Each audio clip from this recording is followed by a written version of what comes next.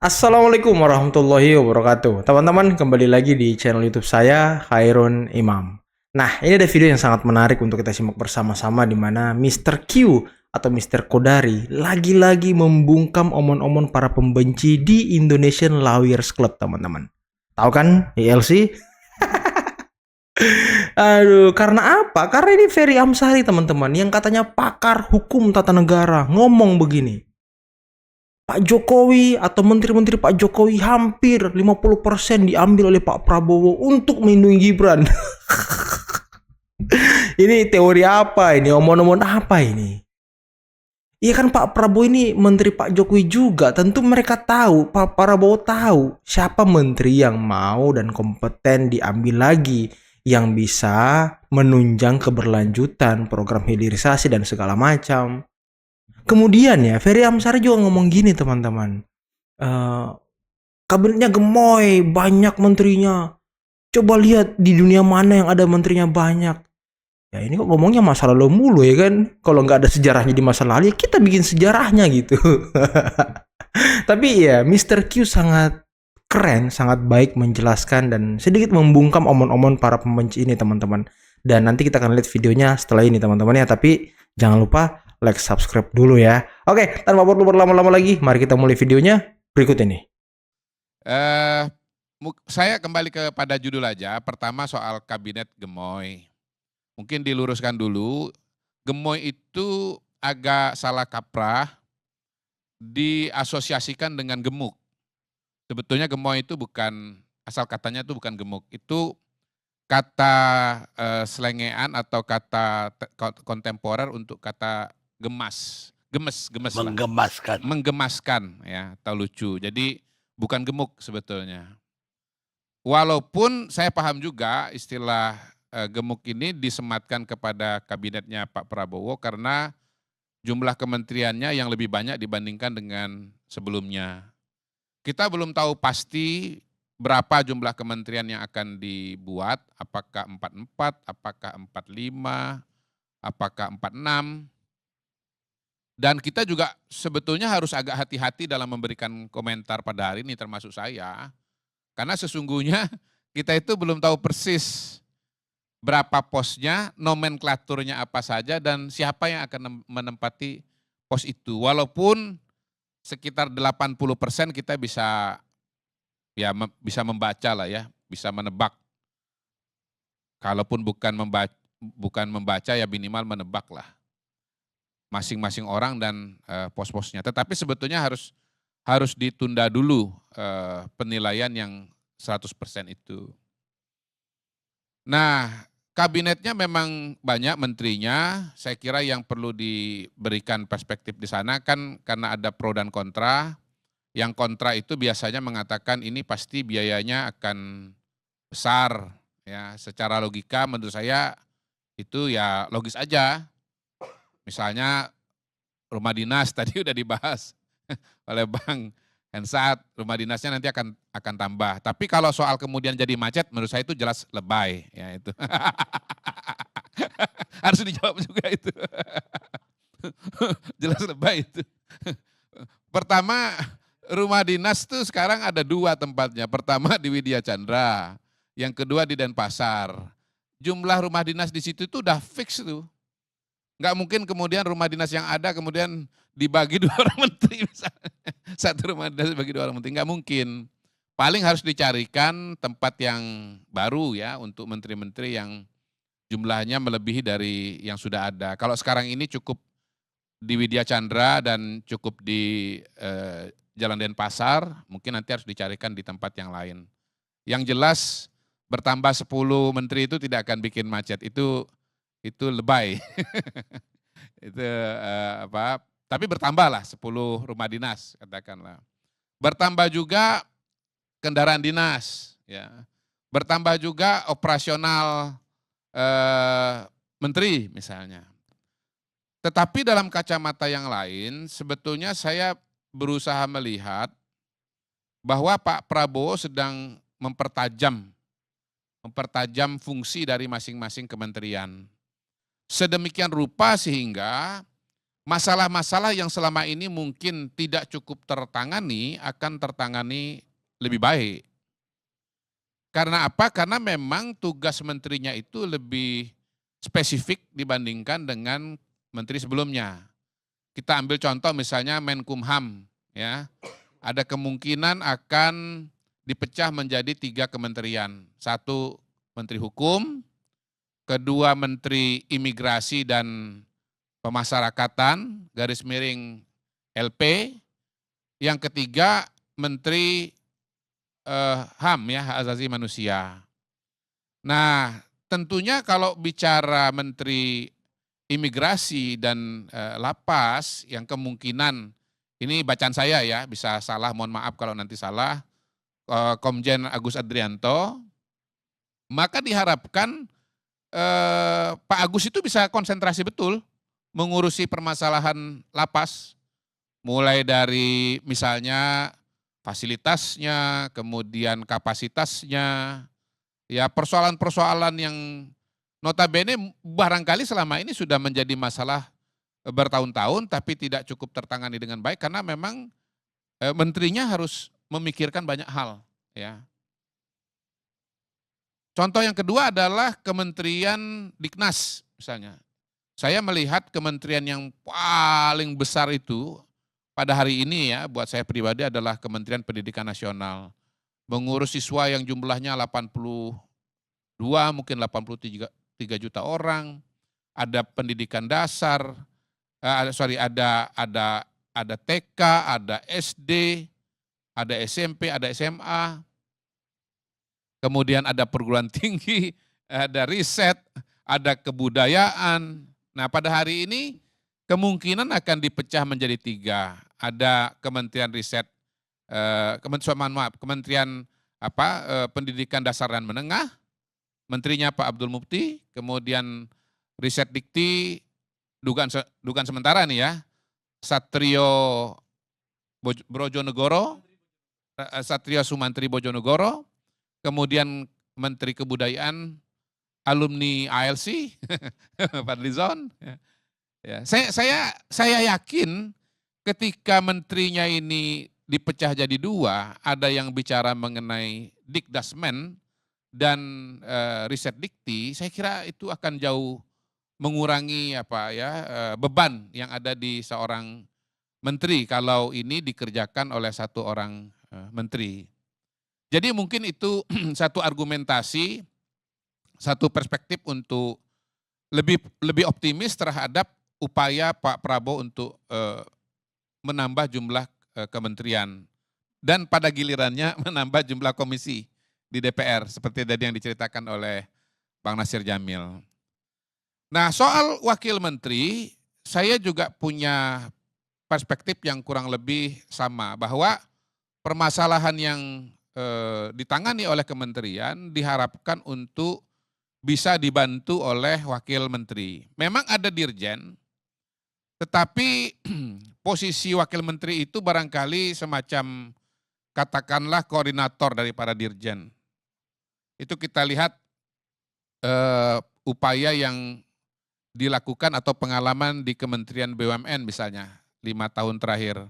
Bagaimana di Kementerian BUMN itu ada beberapa menteri, beberapa wakil menteri yang setiap wakil menteri itu Bang Karni memang menangani klaster-klaster BUMN tertentu begitu. Mungkin ada yang menangani klaster keuangan, ada juga yang mungkin klaster infrastruktur, dan ada klaster-klaster lainnya. Dan itu saya sangat bisa memaklumi karena saya pernah datang ke Menteri BUMN dan mejanya Menteri BUMN yang saya ketemu pada waktu itu enggak kelihatan mejanya. Karena setiap BUMN punya laporannya sendiri-sendiri dan jumlah BUMN itu karena saking banyaknya kemudian menutupi seluruh area meja. Jadi mejanya kelihatan tuh Bang. Nah, bayangkan bahwa sekian banyak laporan itu kemudian didistribusikan kepada 2 atau 3 menteri. Saya yakin itu jelas sangat membantu menteri yang bersangkutan untuk bisa melakukan orkestrasi atau manajemen yang lebih baik bagi menteri yang bersangkutan. Nah kemarin juga kita lihat ada wakil menteri bertambah 2, mohon maaf, bertambah satu, dari sebelumnya dua, ada Suhasil, kemudian ada Thomas Jiwandono, lalu kemudian kemarin ada juga satu lagi Anggito Abimanyu. Ya, saya nggak bisa terlalu jelaskan karena saya belum pernah datang ke ruangannya Menteri Keuangan dan lihat mejanya. Tetapi poinnya adalah bahwa banyaknya jumlah kementerian itu dimaksudkan sebagai upaya penajaman dalam menangani masalah, diperbanyaknya jumlah wakil menteri, ya, termasuk kepada pos-pos yang selama ini secara tradisional tidak ada posisi wakilnya, lalu kemudian dikasih wakilnya, itu untuk membantu menteri yang bersangkutan untuk melakukan koordinasi-koordinasi, ya, supaya permasalahan-permasalahan yang banyak itu bisa tertangani dengan lebih baik. Di luar itu saya juga melihat bahwa memang Pak Prabowo punya kepercayaan yang sangat kuat kepada gotong royong dan ideologi persatuan kesatuan, Bang Karni. Saya kira itu cukup jelas diulangi oleh beliau berkali-kali bahwa modal utama bangsa kita untuk bisa menghadapi tantangan yang ada di depan mata, baik yang dekat, yang sedang maupun yang jauh, itu harus dihadapi dengan syarat utama adanya persatuan dan kesatuan di antara para pemimpin bangsa. Saya melihat itu sesuatu yang sangat mendarah daging di Pak Prabowo. Dan manifestasinya adalah beliau melibatkan sebanyak mungkin kekuatan-kekuatan sosial politik yang ada di negara ini. Partai politik, ya, boleh dibilang semuanya diberikan ruang, diberikan kesempatan. Termasuk partai politik yang tidak mendapatkan kursi di parlemen. Ya, ikut berjuang juga. Contoh nih ya, misalnya wakil menteri kita lihat kemarin dari Gelora. Ya, ada Anies Mata, ada Fahri Hamzah. Saya baca bahwa Anies Mata akan menjadi wakil menteri luar negeri yang konsentrasinya itu untuk masalah-masalah dunia Islam dan Timur Tengah. Saya yakin itu sangat membantu karena Pak Anies memang setahu saya punya relasi yang sangat kuat, sangat baik di kawasan Timur Tengah. Kemampuan komunikasinya dalam bahasa Arab juga sangat fasih. Ya, kemudian kita tahu bahwa pada hari ini permasalahan-permasalahan konflik internasional banyak di wilayah Timur Tengah, dan kalau Indonesia mau memainkan peran yang signifikan di kawasan itu, maka ya harus ada orang yang memang punya akses dan punya kemampuan yang baik untuk berbicara tentang masalah-masalah Timur Tengah. Lalu Fahri Hamzah, ya, kebetulan tadi saya baca berita sudah dikonfirmasi secara jelas Bang Karni oleh Pak Hasim bahwa Fahri Hamzah akan menjadi Wakil Menteri Perumahan, mendampingi Marwarar Sirait sebagai Menteri Perumahan. Dan saya kira ini salah satu kementerian yang paling berat. Kenapa? Karena targetnya bisa mendirikan 3 juta rumah per tahun. Dikalikan 5, berapa itu? 15 juta rumah selama 5 tahun. Tentu itu suatu pekerjaan yang sangat-sangat luar biasa, dan karena itulah kemudian kebutuhan terhadap seorang wakil menteri menurut saya suatu yang sangat-sangat wajar. Jadi ini kombinasi antara sebuah strategi manajerial, ya, suatu pendekatan baru dari Pak Prabowo, bahwa masalah-masalah ini akan lebih baik ditangani kalau kemudian skopnya diperkecil, ya, menterinya diperbanyak, dan masing-masing menteri itu bertanggung jawab terhadap skup persoalan yang lebih kecil, dan itu membuat dia menjadi lebih efektif dan diharapkan lebih efisien. Yang kedua, berbarengan juga dengan belief system seorang Prabowo Subianto bahwa untuk menghadapi masalah-masalah bangsa diperlukan adanya persatuan dan kesatuan serta kebersamaan. Nah, sebagai sebuah hipotesa atau sebuah strategi, ya, atau sebagai sebuah ikhtiar, tentu kita harus hargai. Kita sudah memberikan mandat kepada Pak Prabowo untuk menjadi pemimpin kita, menjadi nakhoda bangsa ini, dan kita memberikan ruang, kesempatan kepada Pak Prabowo untuk menjalankan strateginya, ya. Mudah-mudahan kita dukung, dan mudah-mudahan apa yang beliau pikirkan, betul-betul bisa diimplementasikan dengan baik sehingga apa-apa yang dipikirkan, ya target-target yang direncanakan bisa dicapai ya dengan strategi manajerial, strategi organisasi yang sekarang diterapkan oleh Pak Prabowo Subianto. Itu yang pertama. Yang kedua, soal apakah Pak Jokowi cawe-cawe ya. Saya menilai bahwa sebetulnya pertama tentu ya, Pak Prabowo itu sebagai presiden punya hak prerogatif dan pada titik itu kita harus mengatakan bahwa semua asumsi-asumsi mengenai campur tangan dan seterusnya itu harus berhenti. Karena apa? Udah jelas tegas ditulis dalam konstitusi kita bahwa menteri itu adalah wewenang presiden, prerogatif presiden. Partai-partai politik, tokoh-tokoh politik kita juga sudah punya alam pikiran yang sama bahwa urusan kabinet, urusan menteri itu adalah prerogatif presiden. Nah, yang kedua, kalau dikatakan bahwa banyaknya menteri, ya, banyaknya menteri Pak Jokowi yang masuk ke dalam line up yang disusun oleh Pak Prabowo sebagai sebuah bentuk cawe-cawe Pak Jokowi, menurut saya itu kejauhan, ya. Terlalu jauh mikirnya, terlalu spekulatif, ya.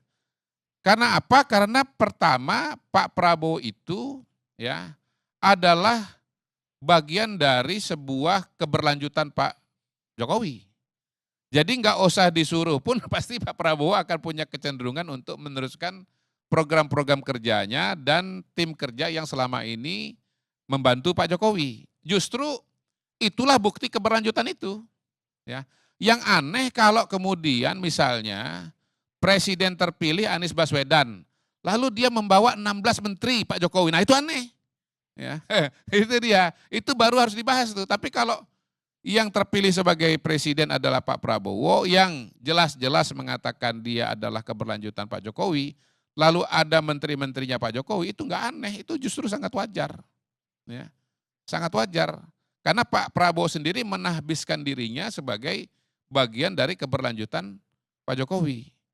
Nah, secara alam pikiran juga banyak persamaan antara Pak Prabowo dengan Pak Jokowi. Soal hilirisasi misalnya, ya istilah ini kita kenal dari Pak Jokowi.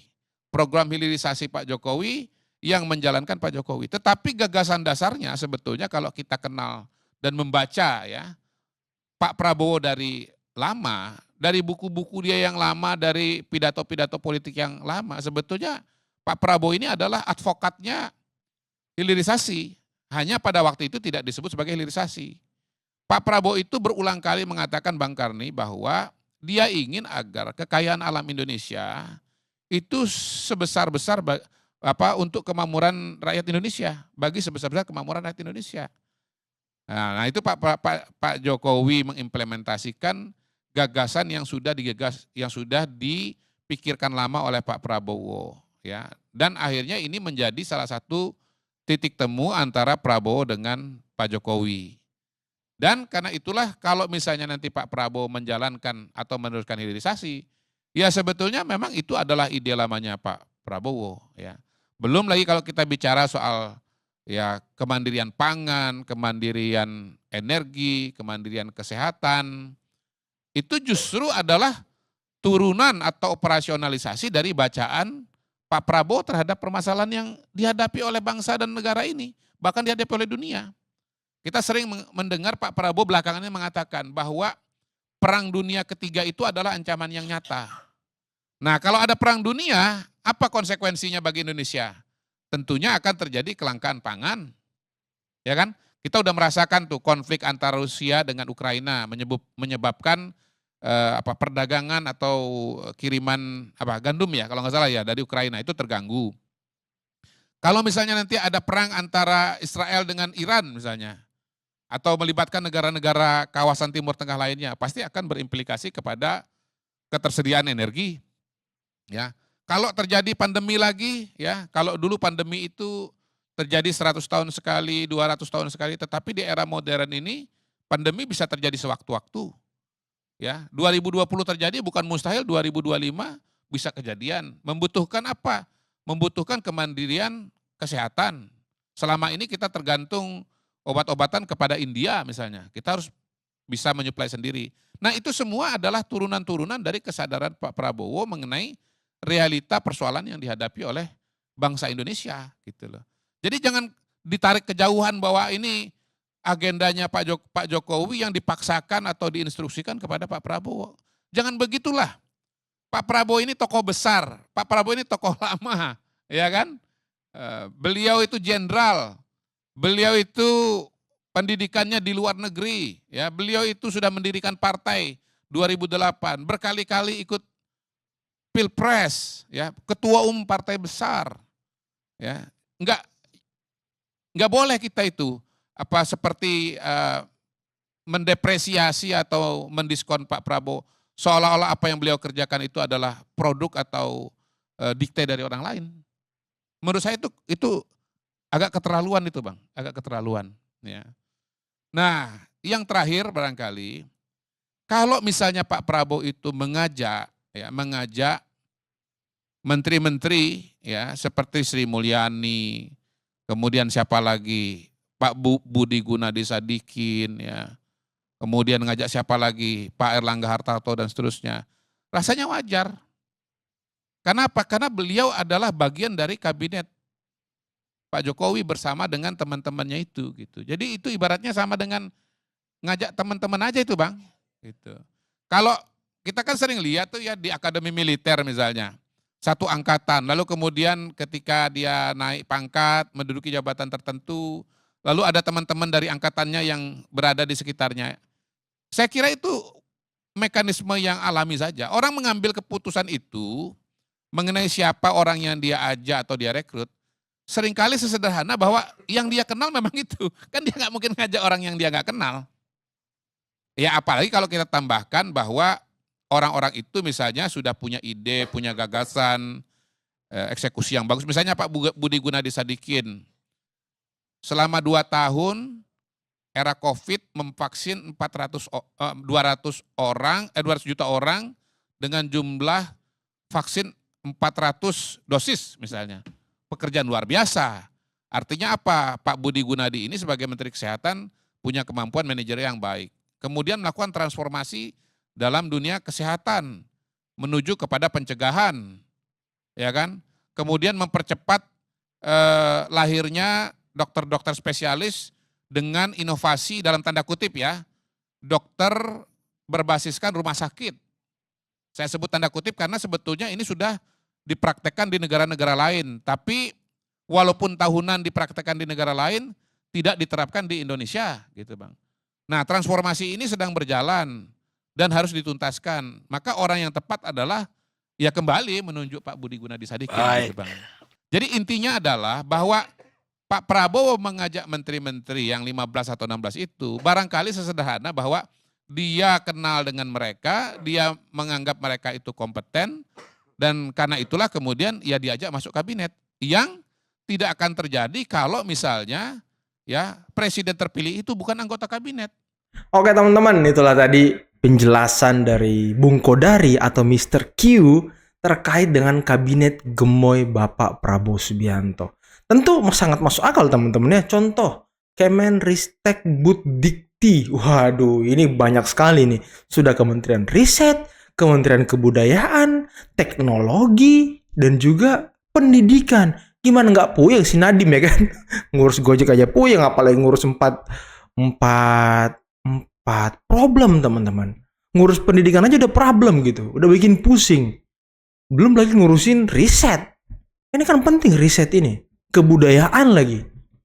Ini kan sudah harusnya dipecah dan difokuskan masing-masing. Ada Menteri Riset, Menteri Kebudayaan, teknologinya juga harus ada. Iya kan, biar nggak puyeng pendidikannya dipisah. Ada yang pendidikan dasar menengah, ada pendidikan tinggi. Dan ini dilakukan oleh Pak Prabowo Subianto. Beliau tahu problem yang selama ini dihadapi bangsa ini. Beliau tahu problem selama beliau menjabat sebagai menteri. Beliau tahu problemnya di mana.